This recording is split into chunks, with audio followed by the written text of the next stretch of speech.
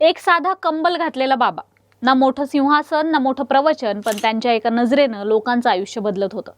कुणाचा आजार बरा झाला, कुणाचं भविष्य बदललं, तर कुणाला देवाचा प्रत्यक्ष अनुभव आला असं लोक सांगतात. हा आहे निमकरोली बाबा यांचा अद्भुत प्रवास, जन्मापासून महापरिनिर्वाणापर्यंतचा. ॲपल आणि फेसबुक आज नामवंत कंपन्या असण्यामागे देखील निमकरोली बाबांचा हात आहे का? बाबांना रेल्वेतून उतरवल्यावर रेल्वेला काय झालं होतं? कैंची धामला नेमकं आहे तरी काय, ज्याने बाबा नसूनही ते असल्याचा भास तिथे आहे? निमकरोली बाबांची ही सगळी स्टोरी जाणून घेण्यासाठी व्हिडिओ शेवटपर्यंत पहा. नमस्कार, मी अनुजा आणि तुम्ही पाहताय कार्यारंभ. उत्तर प्रदेशातील फिरोजाबाद जिल्ह्यातील अकबरपूर या छोट्याशा गावात लक्ष्मीनारायण शर्मा या नावाने बाबांचा जन्म एका ब्राह्मण कुटुंबात झाला. वडिलांचं नाव दुर्गाप्रसाद शर्मा आणि आई अतिशय धार्मिक भक्तिमय स्वभावाची. घरात 4 भावंड होती आणि लहानपणापासूनच लक्ष्मीनारायण हे शांत, अंतर्मुख आणि देवभक्त होते. इतर मुलं खेळत असताना ते मंदिरात बसून ध्यान करत. त्यांच्या डोळ्यात एक विचित्र स्थिरता होती जी गावकऱ्यांना तेव्हा समजत नव्हती. वयाच्या अवघ्या 11व्या वर्षी त्यांचा विवाह झाला. त्या काळात तशी ती प्रथाच होती, पण संसारात काही त्यांचं मन रमलं नाही. काही वर्षातच त्यांनी घर सोडलं आणि साधूंच्या संगतीत भटकंती सुरू केली. अनेक वर्ष ते उत्तर भारतभर फिरत राहिले. नंतर कधी हिमालयात, कधी गुजरातमध्ये, कधी वृंदावनात. या काळात त्यांनी संन्यास घेतला असं मानलं जातं. पण एक दिवस त्यांच्या वडिलांच्या म्हणण्यावरून ते अचानक घरी परत आले. कुटुंबियांना आश्चर्याचा धक्काच बसला. त्यांनी पुन्हा संसार स्वीकारला, पत्नीबरोबर राहू लागले, त्यांना मुलंही झाली. काही काळ ते अगदी सामान्य गृहस्थ जीवन जगले, पण ही अवस्था जास्त काळ टिकली नाही. एक दिवस त्यांनी शांतपणे घर सोडलं आणि पुन्हा कधीही संसाराकडे वळून पाहिलं नाही. त्या क्षणापासून ते पूर्णपणे लोककल्याणासाठी वाहून घेऊन आयुष्य जगत राहिले. निमकरोली बाबा हे नाव त्यांना रेल्वेतील एका घटनेनं मिळालं. त्यांच्याजवळ तिकीट नसल्यामुळे त्यांना ट्रेनमधून उतरवण्यात आलं होतं. पण ट्रेन काही केल्यानंतर पुढेच सरकली नाही.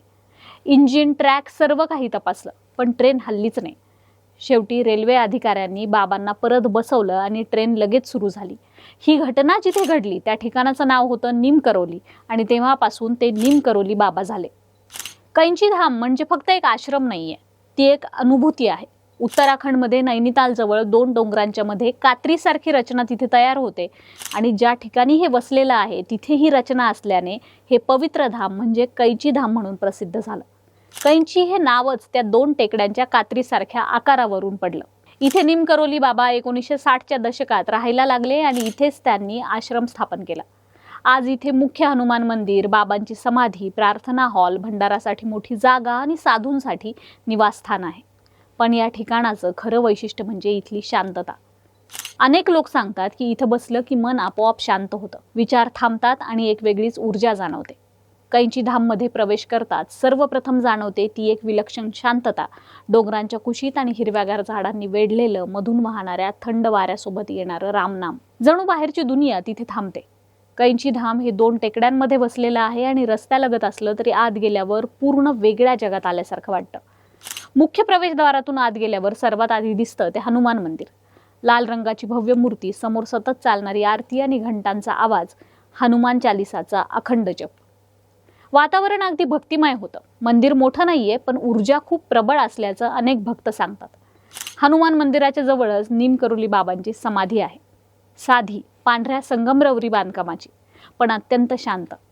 लोक इथे बसून ध्यान करतात, डोळे मिटतात आणि काही वेळाने उठताना त्यांच्या डोळ्यात पाणी असतं.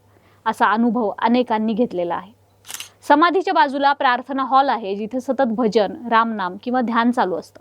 मोठ्या भिंती नाहीत, साधी रचना आहे, पण आत बसलं की वेळेचं भान राहत नाही. आश्रमात भंडाऱ्यासाठी मोठी जागा आहे. दरवर्षी 15 जूनला हजारो लोक येतात आणि सर्वांना प्रसाद मिळतो. स्वयंपाकघर अतिशय साधं आहे. मोठे पातेले, लाकडी फळ्या, पण तिथून निघणाऱ्या खिचडीचा सुगंध संपूर्ण आश्रमात पसरलेला असतो. असं म्हटलं जातं की तिथे कितीही कमी अन्न शिजवलं तरी प्रत्येकाला अन्न मिळतं, कोणीही उपाशी राहत नाही. आश्रमाच्या मागे छोटासा ओढा वाहतो आणि त्याच्या पलीकडे झाडांनी भरलेला डोंगर. सकाळी धुकं असतं आणि पक्ष्यांचा आवाज येतो. मंदिरातील घंटा दूरवर ऐकू येते. संध्याकाळी आरतीच्या वेळी संपूर्ण परिसरात एक वेगळीच दिव्यता जाणवते. कैंची धामचं सौंदर्य त्याच्या साधेपणात आहे. इथे ना भव्य गाभारे आहेत, ना सोन्याचे कळस आहेत, पण एक अशी शांत ऊर्जा आहे की अनेक जण म्हणतात इथे येऊन मन मोकळं होतं. आणि कदाचित म्हणूनच जगभरातून लोक इथे येतात. काही बाबांना भेटायला येतात आणि काही स्वतःला भेटायला. कैंची धामला लोक का जातात तर काही जण मनशांतीसाठी, काही जण बाबांच्या कृपेचा अनुभव घेण्यासाठी, तर काही जण फक्त त्या जागेची ऊर्जा अनुभवण्यासाठी. अनेकांना वाटतं की इथं बसून प्रार्थना केली की मार्ग मिळतो, अडचणी कमी होतात. थोडक्यात कैचीधाम म्हणजे एक आध्यात्मिक चार्जिंग स्टेशन आहे. इथे ना मोठे प्रवचन होते, ना दिखावा होतो. फक्त शांतता, सेवा, रामनाम आणि बाबांची अनुभूती. इथे बाबा फक्त एकच संदेश देत, सबको प्रेम करो, सेवा करो, राम नाम लो. त्यांच्या भोवती बसलं की लोकांना वेळ थांबल्यासारखा वाटायचा. त्यांच्या चमत्कारांच्या कथा तर असंख्यत. एकदा आश्रमात अचानक हजारो लोक आले, पण अन्न फारच कमी होतं. तरीही भंडारा संपला नाही. शेवटच्या माणसालाही पोटभर जेवण मिळालं. एक भक्त सांगतो की त्याच्या खिशात पैसे नव्हते, पण बाबांनी त्याला सांगितलं, तुम्हारे घर में आज पैसे आएंगे. आणि खरंच त्या दिवशी त्याला नोकरीचं पत्र मिळालं. अनेकांनी सांगितलं की बाबा त्यांना न विचारताच त्यांच्या मनातले प्रश्न आणि त्याचे उत्तरही सांगायचे. कुणी अमेरिकेतून आला तर त्याला त्याच्या गावचं नाव देखील सांगायचे. कुणी आजारी असेल तर औषध न देता फक्त प्रसाद देऊन बरं करायचे. काही भक्त तर सांगतात की बाबा एकाच वेळी त्यांना 2 ठिकाणी दिसले. पाश्चात्य जगात त्यांचं नाव पोहोचण्यात रामदास यांची मोठी भूमिका होती. हार्वर्डचे प्राध्यापक असलेले रिचर्ड अल्फ्रेड जेव्हा बाबांना भेटले तेव्हा त्यांचं आयुष्य पूर्ण बदललं. त्यांनी बी हेअर नाव हे पुस्तक लिहिलं आणि लाखो लोकांना बाबांपर्यंत पोहोचवलं. स्टीव्ह जॉब्स तरुणपणी अध्यात्माच्या शोधात भारतात आले. ते कैचीधामला गेले होते, पण तेव्हा बाबा शरीर सोडून गेलेले होते.